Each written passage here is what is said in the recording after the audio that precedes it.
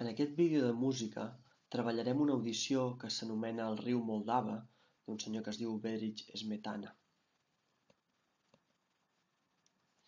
Friedrich Smetana va ser un compositor txec que va escriure entre el 1874 i el 1879 una sèrie de 5 poemes simfònics.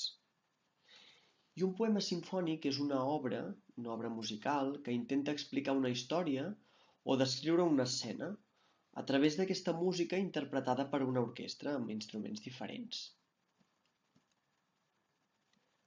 El poema simfònic El riu Moldava explica a través de la música el curs que fa un riu des del seu naixement a les muntanyes.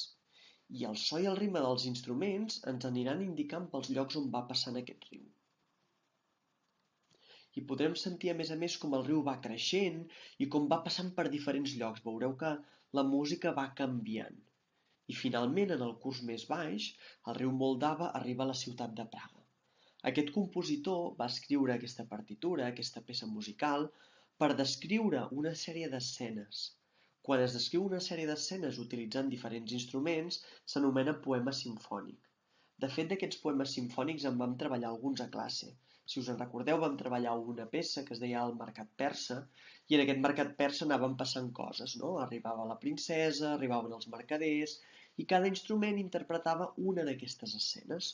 Doncs en aquest vídeo anem a treballar aquesta peça anomenada El riu Moldava. M'agradaria que us fixéssiu, ara que escoltarem aquesta audició, en totes les diferents parts que anireu sentint. A dalt de cada imatge us anirà apareixent què representa aquella melodia, perquè després pugueu fer l'activitat.